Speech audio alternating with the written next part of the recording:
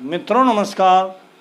पावन ज्योतिष प्रभात YouTube channel पर आप सबका स्वागत है। आज का टाइटल बहुत ही जिज्ञासा परक है और आप लोग टाइटल को देखोगे तो खुद अचंभा में पड़ जाओगे। टाइटल का नाम है मंगल तो मंगल है, फिर अमंगल कैसे। जी हाँ, मंगल ग्रह की बात। Mars is auspicious, then how can it be inauspicious? जी हाँ मित्रों, केपी लग्न आमली कस्प चार्ट दिया हूँ, वही नेचुरल कुंडली जो काल पुरुष की मेष लग्न से शुरू होती है, वही चार्ट यहाँ है। कस्प और लग्न दोनों एक ही है। और यहाँ देखो कई जगह हमने ग्रहों को रखा है, वो बिना बताए समझ में नहीं आएगा। आज यहाँ हम चर्चा करेंगे मंगल ग्रह के बारे में। मंगली दोष बड़ा चर्चा है हमारे समाज में, और प्रायः जब लड़की की शादी करना होता है, लड़के की शादी की बात आती है तो मंगल दोष पैदा हो जाता है। और एक एक लोग अपनी लड़की की शादी 2-3 साल तलाशते हैं, इतना भयग्रस्त रहते हैं। मंगल से कहीं मंगली है लड़की तो मंगल दोष उसमें पैदा का भय न ज़्यादा है। इसी तरह से लड़के में भी है, आप लोगों से छिपा नहीं है। लगने व्यय चपा थाले जा मित्रे च अष्टमे कुजे, मतलब लग्न में, व्यय में, पाताल में, जा मित्रे माने 7वां स्थान और 8वां। लगने व्यय च पाताले जा मित्रे च अष्टमे कुजे। तो इस तरह से 1, 4, 7, 8, 12 में अगर मंगल बैठा है लग्न कुंडली में, कस्प देखने की जरूरत नहीं है। पंडित जी लोग बता देंगे अरे कुंडली तो मंगली है। गार्जियन प्राय उतना समझ जाते हैं।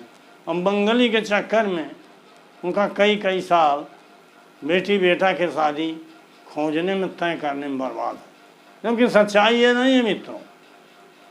हम केपी के आलोक में बात करेंगे। बहुत कुछ प्रचलित है और बहुत कुछ गलत आप लोग देख रहे हो, पी रहे हो, वो प्रायः उचित नहीं है। वो एक तरीके से स्लो पॉइजनिंग आपके साथ हो रही है। ज्योतिष में जो चीज़ें आप देख रहे हो हजारों लाखों के व्यूअर में, वो चीज़ें शायद नहीं है, उसका वैज्ञानिक पक्ष दूसरा है।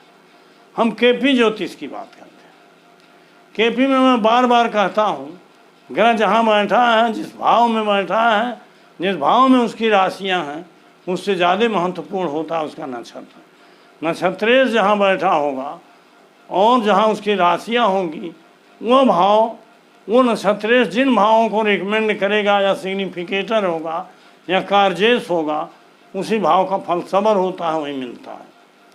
अब चाहे मंगल हो, चाहे शनि हो, चाहे राहु हो, चाहे बृहस्पति हो, बार बार मैंने कहा है अपना अपना स्वभाव तो होता है। मंगल है थोड़ा सा स्वभाव उग्र होता है, चोट, ऑपरेशन, फोड़ा फंसी, ये सब चीज़ें, दुर्घटना मंगल का स्वाभाविक गुण है। लेकिन कौन सा ग्रह है जिसमें इस चीज़ नहीं है?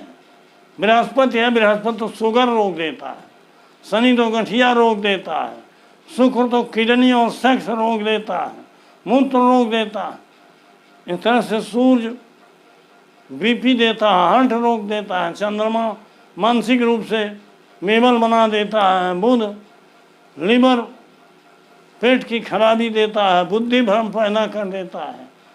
तो इसी तरह से हर ग्रह, राहु केतु तो देते ही नहीं। हर ग्रह में अच्छाई भी है, बुराई भी। लेकिन मंगल के द्वारा जो ये कहा गया कि लग्न में रहेगा तो 7वें के देखेगा, तो 7वां स्थान क्रूर दृष्टि पड़ जाएगा। चौथे में रहेगा, चौथी दृष्टि 7वें को देखेगा तो 7वां फिर बाधित हो जाएगा। 12वें में रहेगा तो 7वें को 8वीं दृष्टि दे। इस तरह से 8वें में रहेगा तो 7वें के लिए मारक होगा।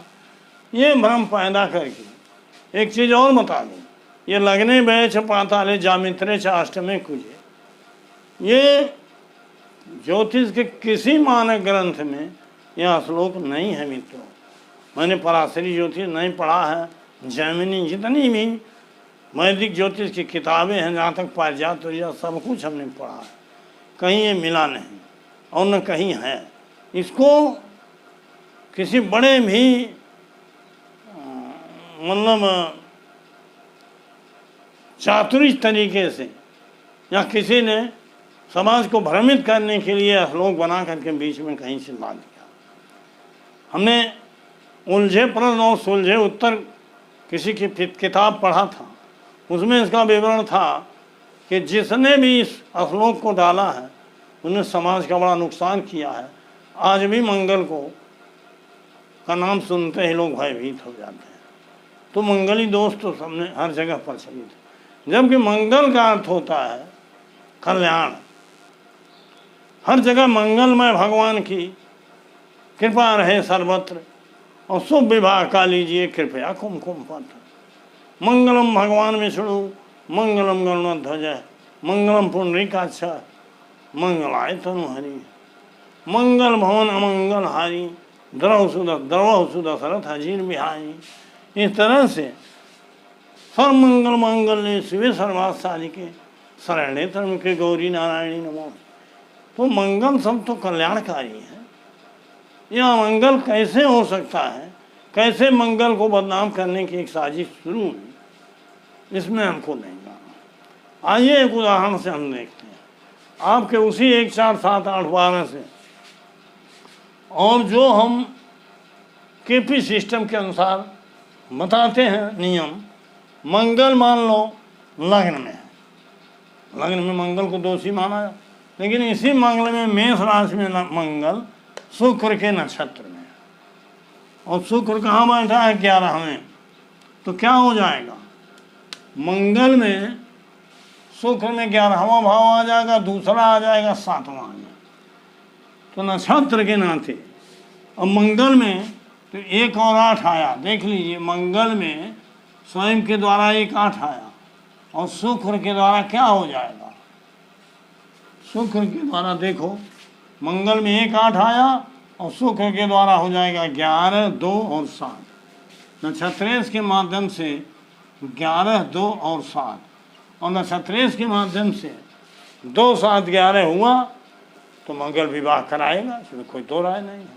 जिसको आप विवाह के लिए बाधक और मारक मानते हो वो विवाह करा देगा। उसी तरह से मंगल अगर चौथे है और वो शनि के नक्षत्र, चौथे माने कर्क में शनि का नक्षत्र होता है, मेष में शुक्र का नक्षत्र होता है जिसको हमने, तो कर्क में शनि का नक्षत्र, पुष्य नक्षत्र मान लो मंगल है उसमें, तो मंगल में कौन सा भाव आएगा 4, मंगल में यहाँ आ जाएगा 4 1 और 8, 1 और 8। और शनि कहाँ बैठा है देख लीजिए, शनि बैठा है 11वें, शनि बैठा है 5वें में। तो शनि स्वयं के द्वारा 5 दिया, और इसकी राशि जो है 11वें में है 11 दे दिया, राशि 10वें में है तो 10 दे दिया।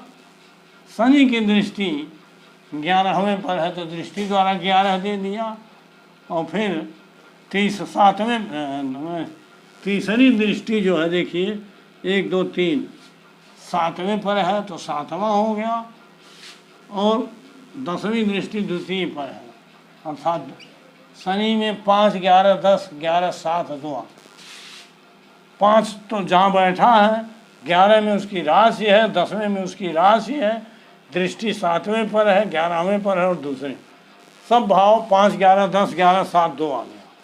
अर्थात वही मंगल चौथे में बैठ के जो लोग कहते हैं 7वें पर नुकसान करेगा, वो प्रबल विवाह जोग बना रहा। उसी तरह से अगर मंगल 7वें में बैठ गया, और 7वें में बैठ के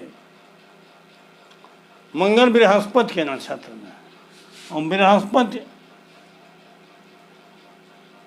मान लो तीसरे बैठा, तीसरे भाव में, तो बृहस्पति में आ जाएगा एक तो 9वां भाव, एक तो 12वां भाव। ये तो बहुत उत्तम नहीं है। लेकिन बृहस्पति की दृष्टि देखो 1 2 3 4 5 7वें पर भी होगी। बृहस्पति की दृष्टि 7 8 9 11वें, मतलब 7वें और 11वें पर होगी। तो बृहस्पति तो सबल रूप से विवाह नहीं कराएगा, लेकिन अगर सबलाड हो जाए या कुछ भी हो, बृहस्पति की महादशा आ जाए तो किसी अंतरदशा में मैंने प्रॉमिस कर रहा है शादी का, तो बृहस्पति में आ गया। इसी तरह से 8वें में आ गया और मंगल 8वें में है, तो मान लो मंगल 8वें में वृश्चिक में है, वहाँ भी शनि के नक्षत्र में पड़ गया। शनि के नक्षत्र में पड़ने से 5 11 10 11 7 2 आ जाए, जो विवाह के लिए उपयुक्त है। और फिर मंगल 12वें में मीन में, यहाँ भी शनि के नक्षत्र में पड़ गया, तो यहाँ भी विवाह कारक हो। तो 1 4 7 8 12 में इस तरह से मंगल, वही मंगल विवाह कराएगा। और एक नहीं सैकड़ों कुंडलियाँ हमने देखा है कि कुंडली में मंगल दोष जो प्रचलित है वो दिखाई दे रहा है, लेकिन उसका विवाह हुआ है। मंगल ने ही कई लोगों का विवाह कराया है। इस नाते मित्रों, इस भ्रम को दूर करके नियम संगत ज्योतिष का अध्ययन करिए और उनका अनुसरण करिए। आगे बढ़ने से पहले आपसे अनुरोध है कि मेरे चैनल को अगर अब तक सब्सक्राइब नहीं किए हैं तो सब्सक्राइब करिए और बेल आइकन दबा दीजिए, ऑल के बटन पर क्लिक कर दीजिए, ताकि प्रत्येक वीडियो तत्काल आप तक पहुंच जाए। वीडियो को लाइक करिए और शेयर करिए, एक प्यारा सा कमेंट जरूर दीजिए, मुझे खुशी मिलती है। और वीडियो को स्किप करके मत भगाइए, पूरा वीडियो देखिए मित्रों, ताकि उसको उनका लाभ आपको मिले। तो इस तरह से मंगल पे हमने ये बताया, कोई भी ग्रह सूर्य से लेकर केतु तक केपी सिस्टम में कोई शुभ कोई अशुभ कार्य अपने स्वभाव के अनुसार नहीं है, अपने सिग्निफिकेटर के आधार पर है और उसका फल मिलता भी है। इस नाते आज मुझे दिमाग में आया कि मंगल के अमंगल प्रभाव जो दिखाया गया है उससे पर्दा उठाया जाए और मंगल का पावन स्वरूप आपके सामने प्रस्तुत किया जाए। वीडियो लंबा हो रहा है, इस नाते आज का वीडियो ही बंद कर रहा हूँ। बहुत बहुत धन्यवाद, हार्दिक शुभकामनाएं।